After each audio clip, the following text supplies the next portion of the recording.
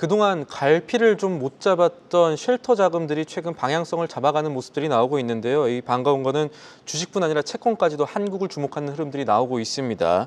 앞으로 이런 움직임이 지속돼서 우리 증시, 우리 경제 한 단계 도약하는 계기가 됐으면 좋겠다는 게 투자자들의 바람일 건데 그러려면 과제도 많겠죠. 오늘은 이 과제가 무엇인지 알아보는 시간 마련했습니다. 도움 말씀에 한상춘 한국경제신문 논설위원 자리에 있습니다. 안녕하십니까? 네, 안녕하십니까? 자, 위원님, 오늘 미국 증시 휴장을 했는데 우리가 그 휴장 동안 살펴볼 것은 전날 나왔던 FOMC 이런 것들이 앞으로 어떤 장을 연출할 건지 어떤 흐름을 만들어낼 것인지 이런 점이겠죠. 어떻게 보십니까? 네, 어제도 잠시 말씀드렸습니다는 트럼프가 독자의 길을 가지 않느냐 하는 인데요. 그 모습이 좀 뚜렷하게 나타났습니다. 예. 오늘은 뭐 시장 자체는 시청자 여러분 아시겠습니다는 휴장이죠. 근데 휴장의 이유가 젠틴스데이라 해서 시청자 여러분도 굉장히 생소하시는 분들이 많습니다. 미국에 12차례 그 연휴가 있는데 가장 늦게 지정된 회의죠. 그래서 저도 이 젠틴스데이 하면 굉장히 생소합니다. 그래서 시청자분을 위해서 잠시쯤 말씀을 드리면 젠틴스는 준의 6월을 뜻하는 것과 나인틴스 19일에 이렇게 해서 합성어다 이렇게 보겠습니다. 아직도 생소한데요. 우리가 보면 행정명령, 행정조치는 행정명령, 행정포고, 행정메모랜담 이렇게 있습니다는 휴일 지정은 포고령에서 합니다. 그래서 2021년 바이든 대통령이 행정포고령에 의해서 이걸 휴일로 지정됐기 때문에 저뿐만 아니라 시청자분도 상당히 생소해서 간단하게 좀 요약해드렸습니다. 본론으로 들어가면 6월 FOMC 회의가 휴일증이 계속돼서 이 트럼프의 불만이 더 노골화되는 것 같습니다. 어제 그 스투피드라는 단어를 말씀드렸습니다. 이거 자체도 미국에서 이렇게 생활했던 사람들 같은 경우는 굉장히 모욕적인 말인데요. 오늘은 destructive, 파괴적이다. 그리고 저희처럼 그 경제학을 할 때 모델 돌릴 때는 덤이라는 변수를 쓰는데요. 가변수라는 말을 쓰는데요. 이것도 사실 웬만하면 당원하지 말아야 되거든요. 그래서 한나라의 그 최고 통수권자인데 이런 stupid, destructive, dumb이라는 변을 써서 거기에 앞에 real dumb이라는 변을 펴서 좀비라는 표현을 쓰죠. 그래서 굉장히 좀 이렇게 막말하시는 분이긴 하지만 중앙은행 총재, 그도 세계 중앙은행 총재 의장한테 이렇게 얘기할 필요가 있겠느냐 하는 측면인데요. 네. 오늘 새로운 얘기는 이제 분명히 되는 것 같습니다. 독자의 길을 가니까 결국 섀도우 연준 의장 하는 측에서 조기에 연준 의장을 이렇게 임명할 거로 이렇게 보고 있습니다. 원래 그 2026년 5월까지 돼 있으니까 사실 상원의 절차 이런 걸 본다면 한 10월 정도는 이렇게 가닥이 나야 되거든요. 근데 조기에 임명될 것 같습니다. 그래서 여러 사람이 케빈 워시라든가 이런 사람들이 이제 다시 거론되고 있는데요. 대체로 케빈 워시 우리가 얘기했다시피 베센트는 좀 힘들고 본인 자신이 어제 얘기했죠. 본인 자신도 본인 자신이 트럼프 대통령도 내가 차기 연준 의장이 헐면 그거보다 잘하겠다 하는데 지금 케빈 워시 쪽으로 돌아서는 것 같습니다. 이와 같은 길을 시청자분들께 말씀드리면 앞으로 통화정책보다는 재정정책에 주가 돼서 쓰겠다 하는 그래서 미국 경제 문제를 풀어가겠다 하는 것을 보여준다 이렇게 보시면 되겠습니다. 알겠습니다. 본론으로 들어가죠. 요즘 우리 증시가 워낙 좋다 보니까 자금 이동 관련 용어들이 많이 들려오고 있는데 정리를 좀 해볼까요? 네, 자금 이동과 관련된 용어들이 좀 많이 나오죠. 예. 사실 어떻게 보면 이제 4월 달까지 많이 들리셨던 게 쉘터 해서 현금 보유다. 그래서 방향을 잡지 못하는 쉘터 이런 얘기를 많이 했습니다. 그래서 세계적으로 보면 투자를 잘하는 워렌 버핏이 지금 이제 은퇴하셨습니다는 운영하는 버크셔 회사에서는 한때 현금을 500조 원 가깝게 갖고 있습니다. 근데 이달 들어서는 이제 광의를 쓰는 머니 무브라는 용어를 많이 나오고 있습니다. 근데 머니 무브의 원래는 본 뜻은 머니 서큘레이션이다, 자금 순환이다 이렇게 보겠습니다. 자금 순환과 관련된 세부적으로 보면 이 얘기가 이제 많이 나오니까 하겠습니다. 일단 머니 쉘터, 예. MMF라든가 이런 데 자금이 이렇게 갖지 못하는 상태에서 아직도 여기에 자금이 있는 상태죠. 그리고 그레이트 로테이션이라는 단어도 차익권에서 증시로, 그리고 우리가 이제 신문지상에 많이 하는 머니 무브는 원래는 증시에서 채권으로 이동하는 자금입니다. 근데 최근에는 이것을 머니 서큘레이션을 머니 무브로 광의로 사용하고 있다 하는 것을 말씀을 드리고, 그다음에 머니 피보팅이 최근에 많이 들어가고 있는데요. 증시로 자금이 고정화되는, 채권으로 자금이 고정화되는 이런 현상을 보통 머니 피보팅, 그래서 자금의 이동 관계가 어느 정도 정착되는 상황이다 이렇게 됐습니다. 그리고 최근에 ETF가 많이 이렇게 종목 투자보다 선호하고 있는데요. ETF도 관련된 용어 중에 많이 나오는 게 ETF 리프렉티브 머니라고 있습니다. 이건 ETF에서 차익 실현해서 성격이 급하고 돈을 많이 벌고자 하는 사람이 직접 종목 투자에 뛰어드는 현상을 말한다. 근데 최근에 ETF 리프렉티브 무브에서는 주식 종목 투자에 미국이나 한국도 그렇게 투자하는 것도 시청자분이 향후에 한국 주식과 미국 주식이 어떻게 갈 것이냐 하는 측면에서 상당히 시사점을 던져주는 머니 무브다 이렇게 볼 때 있습니다. 제가 이걸 이렇게 정리해봤는데 일단 이 쉘터 자금이 어디로 방향을 잡는다가 자산 시장의 중요한 부분이 되겠죠? 네네. 사실은 그 쉘터 같은 경우는 4월 달까지만 하더라도 버크셔에서가 500조 정도 가진 데 있어서는 쉘터는 뭐에 의해서 영향을 받을까? 정책입니다. 그래서 그때까지 통화정책이 각국 중앙은행이 통화정책을 이렇게 갈피를 못 잡았죠. 예. 그래서 어떨 때는 뭐 완화다, 어떨 때는 긴축이다 해가지고 똑같은 시점에서는 QT, QE가 양전하는 양상인데요. 그럼 시장에서 그 정책의 방향에 따라서 움직여야 되는 이런 시장에서는 사실 그 자금이 방어할 수밖에 없다 이렇게 됐습니다. 또 한 가지는 지금 최고 통수권자의 역할이 각종 규범이라든가 시장의 규칙을 우월하는 입장이거든요. 그렇기 때문에 국가의 역할이 커졌고 정책의 영향이 커졌기 때문에 사실 최고 통수권자의 얘기 같은 경우는 규범에 의존하지 않고 법률에 의존하기 때문에 불확실했고 그다음에 경제정책도 경제가 지금 좋을 것이냐 나쁠 것이냐 이런 측면에 이렇게 예측기관의 시각이 엇갈렸기 때문에 부양과 긴축 놓고 서로 공존하다 보니까 자금이 이렇게 사실 그 쉘터했다 이렇게 보였습니다. 그런 과정에서 국내도 그렇습니다는 기업들이든가 금융사가 경영계획을 못 짰었죠. 못 잡았습니다. 근데 지난달 이후서부터 머니 서큘레이션 용어가 자꾸 나오는 것은 뭐 시청자 여러분 아시겠지만 각국들이 그 관세 영향이 트럼프 정부와 달리 굉장히 관세형이 커짐에 따라서 금융 쪽을 중심으로 해서 완화 쪽으로 기우는 과정에서 정책이 가닥을 잡다 보니까 이 쉘터 자금도 가닥을 잡기 시작한다 이렇게 보겠습니다. 선진국 금리를 동결하죠. 우리도 눈에 맞습니다. 예. 돈은 공급하는 모습입니다.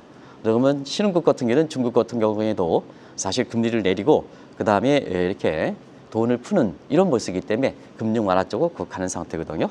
그리고 재정정책 측면에서도 미국의 재정 지출, 그 다음에 우리도 어제 추경이 편성했습니다는 30조 5조 굉장히 큰 규모로 추정했죠. 이렇게 재정정책에서 정책의 방향을 가다 보니까 결국 피벗 자금들이 제기돼서 속속 이렇게 주식이라든가 이런 쪽으로 이렇게 쉘터 자금의 방향을 잡아가는 모습이다 이렇게 보겠습니다. 유동성이 조금씩 늘어나고 이 자금들이 점점 어디론가 가고 있는데 그 중에 한 곳이 우리 증시라고도 볼 수가 있을까요? 네, 우리 증시가 사실 그 가장 극과 극이었었죠. 예. 뭐 신앵커도 이 방송을 진행하면서 4월 달까지만 해도 국내 그 대부분 전문가들이 이런 얘기했죠. 원달러 환율 200원, 2,000원 돌파, 제2의 외환위기. 그때 뭐 이렇게 해서 굉장히 탄핵도 이어지고 이런 상황이었었죠. 그리고 국내 증권사도 상고하죠 이런 전망들이 많이 나왔었죠. 근데 그때 당시에 이렇게 일부 대형 증권사의 오너가 중국을 추천할 때 사실 한편으로 미국 그리고 한편으로는 한국 증시도 주목해서 보실 필요가 있다. 그래서 그때 시청자분한테 처음 제시했던 게 양털깎기라는 제목을 표시했습니다. 이 양털깎기는 헤지펀드들이 가장 주목하는 이런 용어다 이렇게 보였습니다. 그리고 헤지펀드는 이렇게 쉘터가 있을 때 가장 돈 냄새를 잘 맡는 것이 헤지펀드다 이렇게 보였습니다.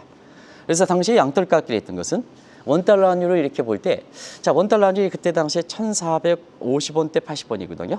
가뜩이나 주가가 떨어진 상태에서 달러 베이스로 전환시키면 한국의 그 주가가 굉장히 더 저평가됐다는 얘기입니다. 그런 과정에서 사실 양털이 긴 상태다. 그러면 돈 냄새 맡는 입장에서는 양털 깎기가 쉬워야지 수익이 많이 나는 거 아니겠습니까? 예. 그래서 양털 깎기가 쉽기 때문에 한국 주식을 주목하실 필요가 있다는 것을 말씀을 드렸는데요. 양털 깎기 중에 가장 중요한 원달러 환율을 보겠습니다. 그러면 외국인들이 왜 한국에 주식을 투자하는 걸 아실 겁니다. 당시 원달러 환율이 1,480원이었는데요. 지금은 어제 이스라엘과 이란 전쟁 때문에 좀 다소 원달러 환율이 올라가긴 했습니다만 한때는 1,350원대까지 떨어졌거든요. 결과적으로 보면 이런 모습에서 한국 증시가 지금 채권과 주식도 주목을 받고 있다 이렇게 보됐고요. 여기에 국민의 주권 정부가 출범하다 보니까 현 정부 입장에서는 친증시 형태지 외국 투자가 입장에서는 그것이 MSCI라든가 뭔가 이런 쪽에 굉장히 편익 가능성을 높여주기 때문에 거기에 그 지수 자체에 의존하는 패시브 펀드라든가 이런 쪽에서 자금을 미리 들어가는 상태에서 한국 증시가 지난 뭐 한 달간은 가장 높게 올라가요. 실제로 그 EPER 같은 이런 동아시아 자금의 이머징 마켓 자금 보면 한국이 최근 4주간 한 34억 달러가 들어와서 두 번째에 해당되는 대만의 12억 달러보다 2배 이상 들어간 거로 나오고 있거든요. 예. 이런 것이 지금까지 모습이 나타났습니다.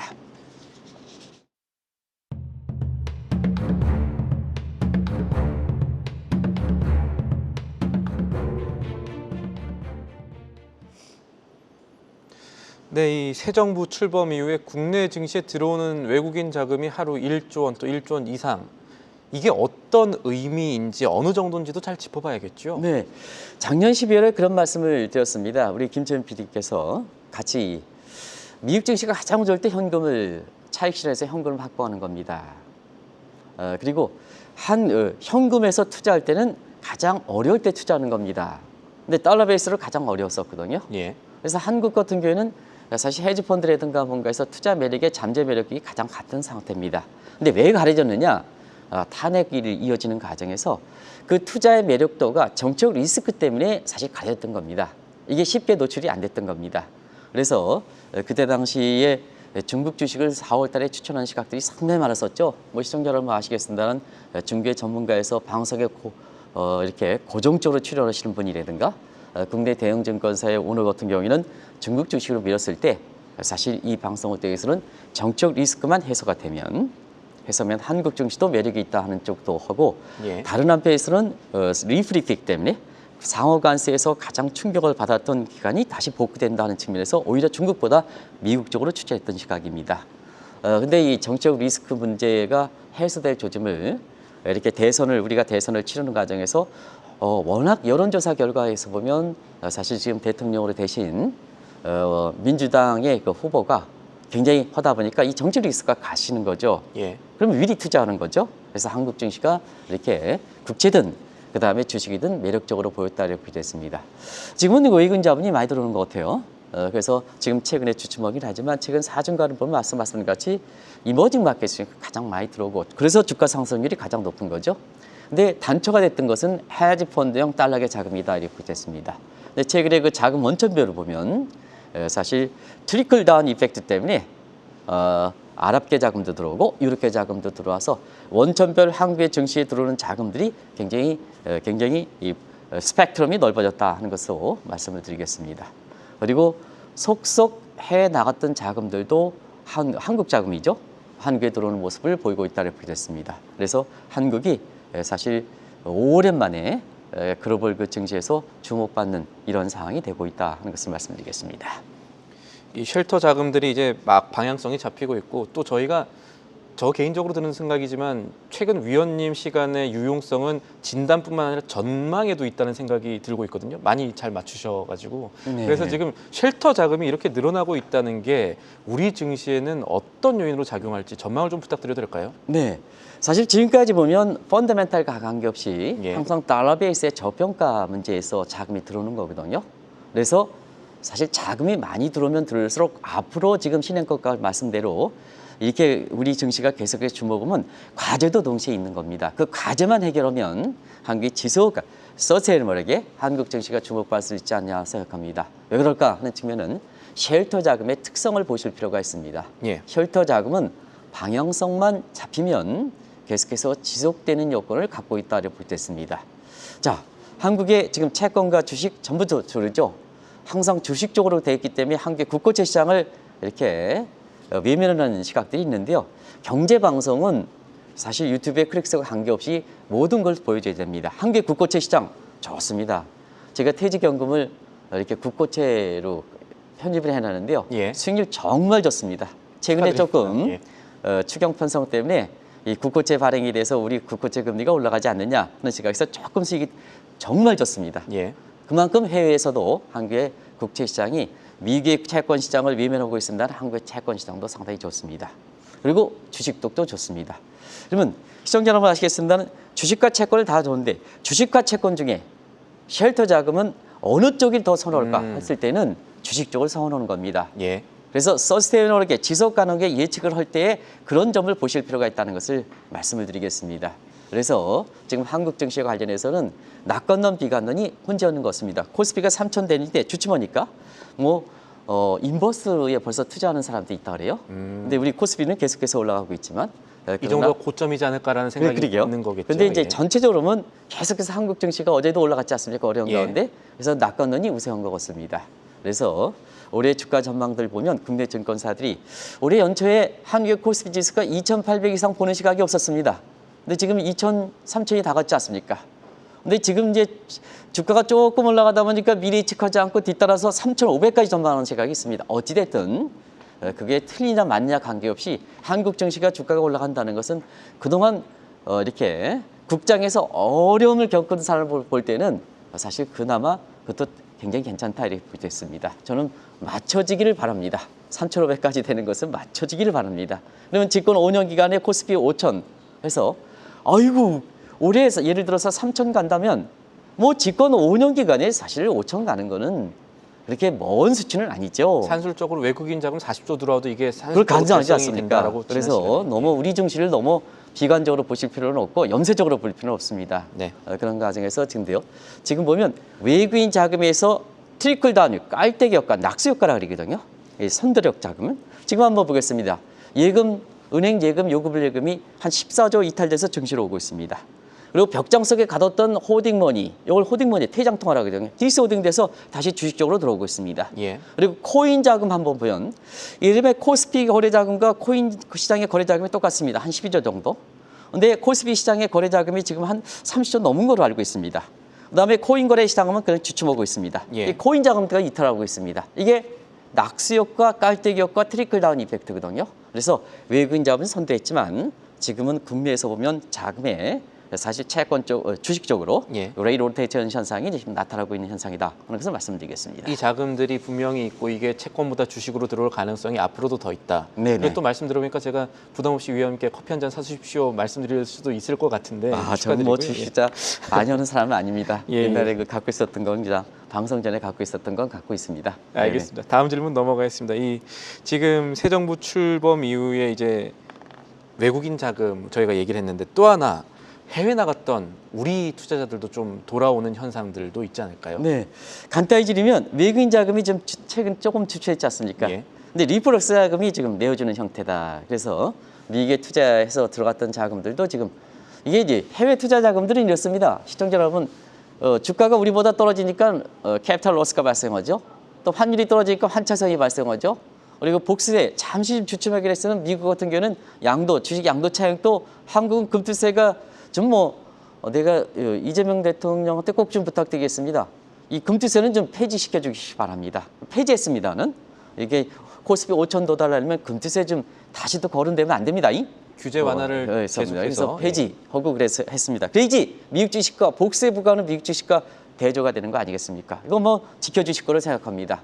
그래서 이런 삼중고 때문에 서학개미 들어오죠. 미국 주식 자금. 그다음 BID라든가 이게 주춤하니까 중학개미들 들어오죠.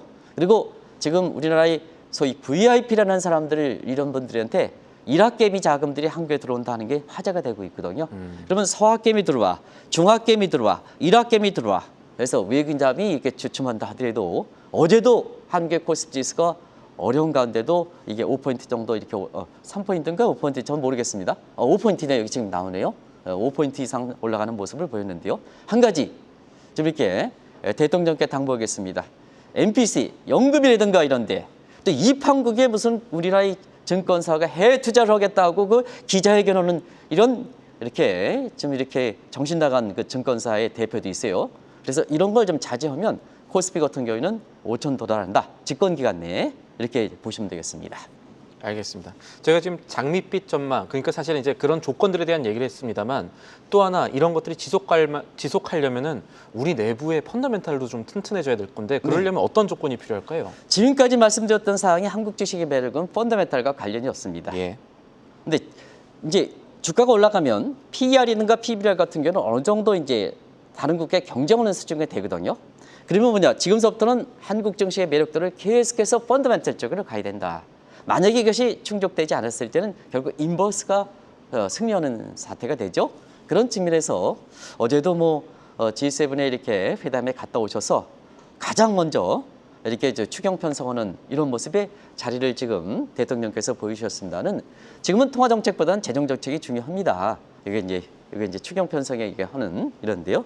그래서 재정 지출이 경기 부양 효과가 우리는 분명히 있습니다. 다만 지출 쪽에서는 조정해 주실 필요가 있다. 이건 대통령께 꼭 좀 말씀드리겠습니다. 지금 복지성이라든가 이런 것들, 이래서 소비를 이렇게 진작시키기 위해서 저 국가 지원금이라든가 이런 것 좀 주는 이런 쪽의 모습들이 비춰지고 있습니다는 사실 지출 승수로 보면 SOC라든가 첨단 기술에 대한 육성 체계 회의지 경기 부양 효과가 크다는 것을 말씀드리겠습니다. 그래서 사실 그 첨단 기술 육성이라든가 SOC 노단 SOC 투자 회의지 이렇게 좀 세출 항목에 있어서는 좀 조정 좀 해주십사 하는 것을 말씀드리겠습니다. 예. 근데 사실 이 자리 통해서도 20조 가지고 간당간당하지 말아라. 좀 25조, 30조 좀 편성해라. 그리고 안 좋을 땐 쓰는 거고 좋을 때는 좀 이렇게 축적하는 거다는 말씀드렸습니다. 어제 대통령께서도 그대로 얘기하셨죠. 30조 편성했습니다. 지금은 정부의 국가 예산을 쓸 때다 하고 말씀하셨습니다. 그래서 경기가 살아나면 우리도 국가 채무 문제가 있기 때문에 그때는 좀 재정 적자라든가 국가 채무를 좀 줄이시는 재정은 유연성 측면인데요. 그런 측면에서는 감각이 좋으신 것 같습니다. 그래서 이러한 그 재정 지출에 의해서 펀더멘탈이 개선돼야 한국이 지금 유동성적인 측면에서 매력 부분을 지속 가능하게 하면서 한국 증시가 코스피가 5천원에 도달할 수 있다는 것을 말씀드리겠습니다. 알겠습니다. 오늘 말씀은 여기까지 듣죠. 지금까지 도움 말씀의 한상춘 한국경제신문 논설위원이었습니다. 위원님 오늘도 감사합니다. 네, 고맙습니다. 계속해서 다양한 경제 이슈를 알고 싶다면 구독과 좋아요, 알림 설정 부탁드립니다. AI 캐스터 권미정이었습니다.